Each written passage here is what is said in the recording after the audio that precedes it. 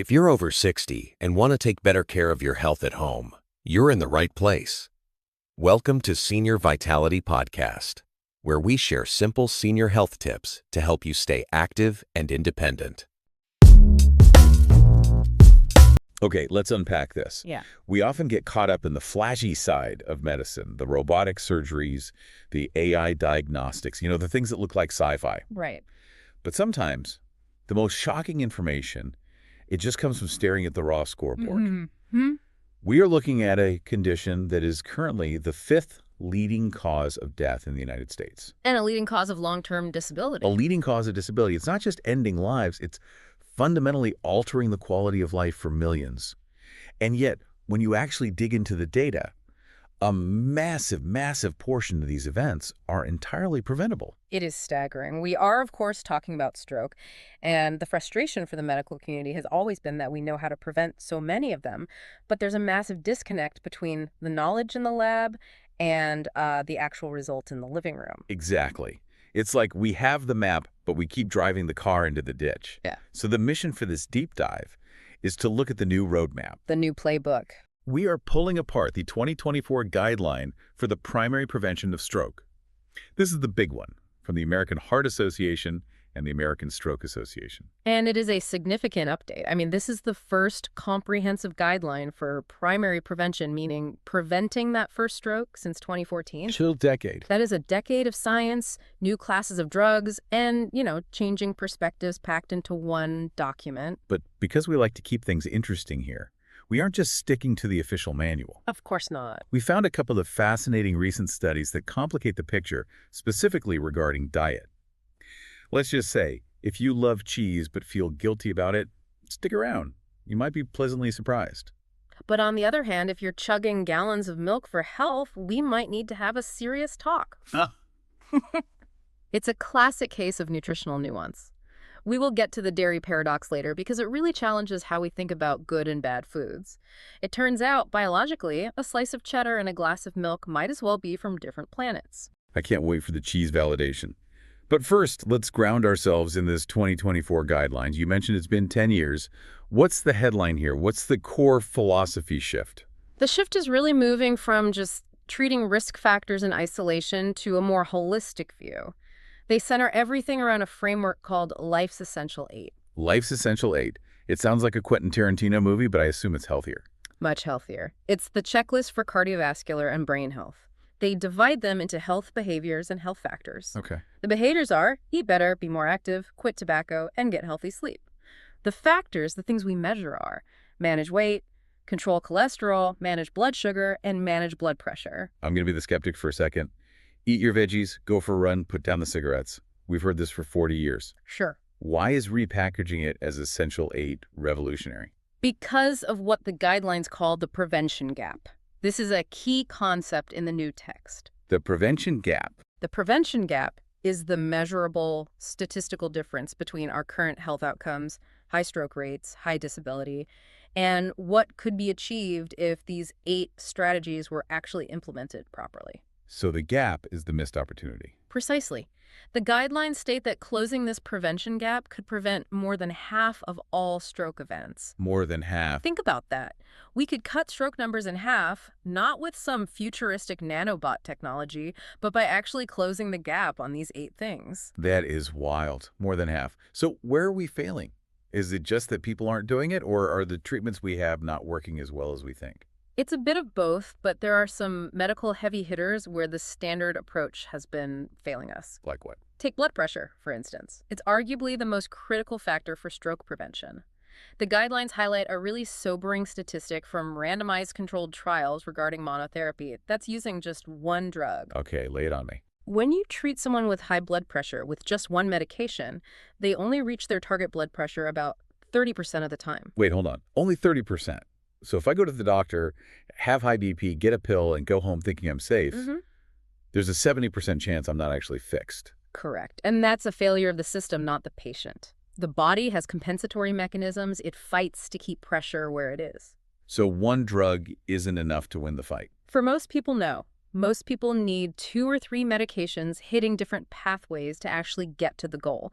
So the new guideline explicitly recommends that for most patients, we should be thinking about starting with or quickly moving to 2 or more medications, That we've been undertreating. simply by being too conservative. Yes. That's a huge takeaway for anyone listening who manages blood pressure. If your numbers aren't moving, you aren't broken. The strategy is just too weak. Exactly. And the other massive shift in the medical toolbox involves GLP-1 receptor agonists. The drugs that have been all over the news. Ozempic, Wegovy, those types. Right. In the 2014 guidelines, these weren't a major factor for stroke prevention. Now, the 2024 guidelines have a new recommendation. They aren't just for diabetes management or weight loss anymore. Okay. They are specifically recommended to reduce the risk of stroke and cardiovascular disease in patients with diabetes and high cardiovascular risk. Is that just because people lose weight, or is the drug doing something else? That's the fascinating part. The research suggests pleiotropic effects, which is a fancy way of saying multiple effects from a single agent. Got it. Yes, weight goes down and sugar goes down, but these drugs also seem to reduce inflammation in the blood vessels and stabilize plaque. It's hitting multiple items on that essential 8 list at once. Okay, so we have the essential 8, we have better drug strategies. Mm-hmm. But reading through these guidelines, something else struck me. It feels less robotic. It feels like they are looking at the patient as a human being who lives in the real world. You picked up on the focus on social determinants of health, or SDOH. SDOH. This is a major addition. The guidelines acknowledge that biology doesn't exist in a vacuum. You cannot simply tell a patient eat better if they live in a food desert, or manage stress if they are facing economic instability or housing insecurity. Right. The guidelines explicitly list things like education, economic stability, neighborhood, and access to care as risk factors. But how does economic instability actually cause a stroke? Is it just behavior? It's biological friction. Chronic stress from financial insecurity or discrimination keeps cortisol levels chronically high. High cortisol keeps blood pressure up and increases inflammation. So these social factors literally change your biochemistry. The guidelines now recommend screening for these determinants because if a doctor ignores the context, the treatment plan will fail. It's seeing the context behind the patient. And speaking of context, there is a massive section on women's health that feels very new. It is crucial. For a long time, stroke prevention was very male pattern focused. This update adds sex-specific recommendations. One of the biggest takeaways is that pregnancy history matters forever. Forever. You mean if a woman had a complication 20 years ago, it matters for her stroke risk today? Yes. Think of pregnancy as a stress test for the vascular system. Right. The guidelines highlight that conditions like preeclampsia, gestational diabetes, or hypertensive disorders of pregnancy are warning signs. They increase stroke risk significantly later in life. So if you're a woman in your 50s or 60s at a checkup, you need to be telling your doctor about what happened during your pregnancies in your 20s or 30s. Absolutely. The guidelines recommend screening for this history. It's a red flag that you might have vascular vulnerabilities. What else? They also flag endometriosis, premature ovarian failure, which is ovarian failure before age 40, and early onset menopause before age 45. These are all now considered risk enhancers for stroke. Correct. And while we are talking about inclusivity and specific populations, there is another first in this document. Oh. It addresses transgender health for the first time in stroke primary prevention guidelines. What's the specific finding there? It notes that transgender women taking estrogens for gender affirmation have an increased risk of stroke. Now, this is where we have to be very clear. This isn't the guidelines saying don't do this treatment. Right? Not at all. It is about inclusive practice.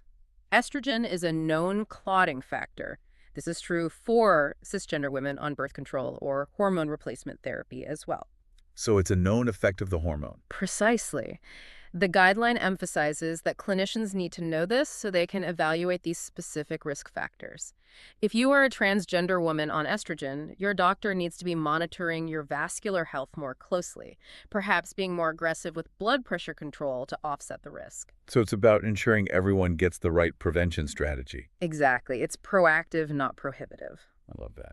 Let's move to the lifestyle stuff, the things we do every day, movement and food. I feel like exercise more is the oldest advice in the book. Is there anything new there? There is a subtle but vital distinction. The guidelines separate physical activity from sedentary behavior. Wait, aren't those just opposites? If I'm active, I'm not sedentary. You would think so, but biologically they act differently. You can be what we call an active couch potato. I feel seen and attacked. Well, let's say you go for a 30-minute run in the morning. Okay, good for me. You're hitting your exercise goals, but then you sit in an office chair for 9 hours straight without moving. That sedentary behavior is an independent risk factor for stroke. So the run doesn't cancel out the sitting. Not entirely. When you sit for that long, blood pools in the legs, your endothelial function, the lining of your blood vessels, starts to get sluggish, and glucose regulation drops. Oof. The guidelines recommend specifically screening for sedentary behavior and counseling patients to disrupt sedentary time. You have to stand up, walk around, break the pattern every hour. It's not just about adding exercise, it's about subtracting sitting. Okay, stand up while you listen to this, everyone. Now let's talk food. The guidelines are pretty specific here. They name a winner and a loser. They do. The clear winner, backed by the most evidence, is the Mediterranean diet. Specifically, one supplemented with nuts and olive oil. Delicious. And the loser. Low-fat diets. Really? I feel like the 90s just called and is very angry. Why is low fat out? Because when people cut fat, they usually replace it with refined carbohydrates and sugar. Ah, the Snackwell's effect. Exactly. The guidelines state explicitly that low-fat diets have had little impact on reducing stroke risk. It turns out the quality of the fats, olive oil, nuts, avocados, is protective. Stripping out fat entirely removes that protection and often creates insulin spikes from the replacement carbs. This is a perfect segue to our deep dive twist. We've established the Mediterranean diet is good, but let's zoom in on dairy. The guidelines are general, but we pulled 2 studies that get really granular, and honestly, they are a bit confusing. It is complex. We have one study that says cheese is a hero and another that says milk is a double-edged sword. Let's start with the good news, the cheese study. This was a Mendelian randomization study published in 2025. First, just quickly, what is Mendelian randomization? Think of it as nature's randomized trial. In a normal diet study, it's hard to tell if cheese makes people healthy or if wealthy people just eat more cheese and also have better health care. Right, correlation, not causation. Exactly. Mendelian randomization uses your genetics. Some people are genetically predisposed to consume more cheese. By looking at their outcomes, you remove those external confounding factors like wealth or lifestyle because genes are randomly assigned at birth. Got it. So what do the genes say about cheese? It was a clear win. Cheese consumption was associated with a lower stroke risk. The odds ratio was 0.715, so roughly a 28% reduction in risk. That is a significant reduction. Did they explain why? Because usually we think cheese equals salt and saturated fat, which equals bad. They looked at 44 different biomarkers in the blood to find the mechanism, and the biggest factor, What was it? diastolic blood pressure. People who are genetically predisposed to eat more cheese actually had lower diastolic blood pressure. Cheese lowers blood pressure. That Yeah. feels wrong. But I want it to be right. How is that possible? It's counterintuitive. But the leading theory is that cheese contains bioactive peptides. These are specific protein fragments formed during the cheese-making process that act almost like natural ACE inhibitors. Like a mild blood pressure medication. Exactly. Additionally, the calcium in cheese binds to fats in the cheese matrix, which prevents the fat from being absorbed in a harmful way. Okay, so cheese is back on the charcuterie board. But then we have the second study, the Swedish longitudinal study from 2022. Right. This was massive. Yeah. Almost 80,000 people followed for 17 years. And this is where things get tricky with milk. Right. And Sweden is the perfect place to study this because they consume a lot of milk. The study is crucial because it separated the types of stroke. We often just say stroke, but there are 2 main kinds. Ischemic, which is a clot, Blocking a vessel? and hemorrhagic, which is a vessel bursting and bleeding. And milk affects them differently. Drastically differently. For ischemic stroke, the relationship was nonlinear. Drinking a little bit of milk, so a moderate intake, was actually slightly protective compared to drinking none. Okay, so far so good. But for hemorrhagic stroke, the bleeding kind, it was a straight line up. Meaning the more milk you drink, the higher the risk. Exactly. More milk equaled higher risk of bleeding in the brain. That is scary. Why would milk cause a brain bleed? This is the expert synthesis part, and it comes down to a trade-off. Milk lowers LDL cholesterol. Which is usually good. It is good for preventing clots. Less cholesterol plaque means fewer blockages. Hence, the protection against ischemic stroke. However, you actually need some cholesterol for the structural integrity of your cell membranes and blood vessel walls. So if it gets too low, the walls weaken. The walls can weaken, but there's another villain here, galactose. The sugar. Yes, milk is high in lactose, which breaks down into galactose. In animal models, Chronic exposure to galactose causes oxidative stress and chronic inflammation. So it's like rusting the pipes. That's a great way to put it. So you have lower cholesterol, which means maybe thinner walls, combined with oxidative stress, which is rusting the walls. Eventually, under pressure, the pipe busts. So you're clearing out the pipes, but you're also eroding the pipes. That is a terrifying image. It highlights that you can have too much of a good thing. But wait, cheese is made of milk.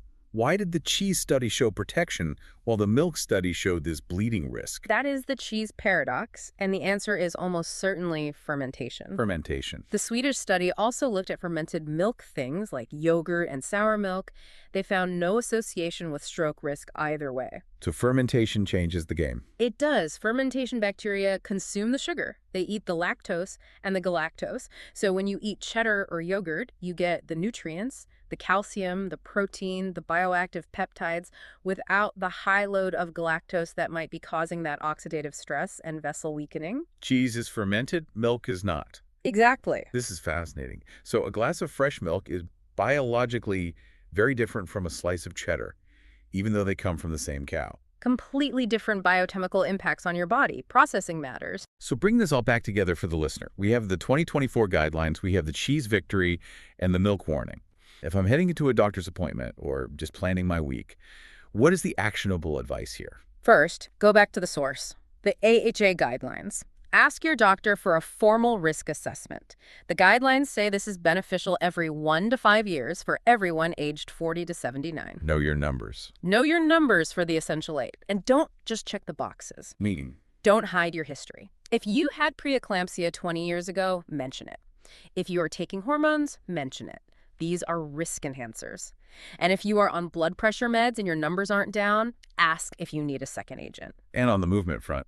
Don't just count your gym minutes, count your sitting minutes. If you have a desk job, you need a strategy to stand up and move every hour. The gym doesn't immunize you against the chair. And finally, the diet. The Mediterranean diet is the gold standard. Lots of plants, healthy fats. Regarding dairy, based on the new evidence, cheese seems to be a safe, potentially beneficial part of that diet in moderation. Yogurt seems neutral to good. But the milk. But if you are an adult drinking large quantities of liquid milk, multiple glasses a day, you might want to reconsider that habit, especially regarding the risk of hemorrhagic stroke. It's not about demonizing a food, but understanding the mechanism. Exactly. This has been such a dense but incredibly useful deep dive. I feel like I have a completely new checklist for my own health. It empowers you to take control. Stroke is preventable. That's the message. Before we go, is there one final thought you want to leave our listeners with? Something to chew on? I think the milk study opens up a huge door for the future of medicine. We saw that a single food milk could be protective against one type of stroke, the clots, but risky for another, the bleeding. Right. This suggests that the future of prevention isn't just eat the superfood, it's going to be eat this based on your specific biological vulnerabilities. So my diet should be different from your diet. Potentially.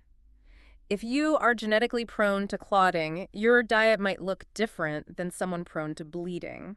We aren't there yet, but that is where personalized precision nutrition is heading. That is mind-blowing. The idea that there is no universal healthy diet, but rather a healthy for you diet. It's the next frontier. Well, until we get those personalized menus, I'm going to stick to the essential 8, stand up a bit more, and maybe enjoy a nice piece of sharp cheddar.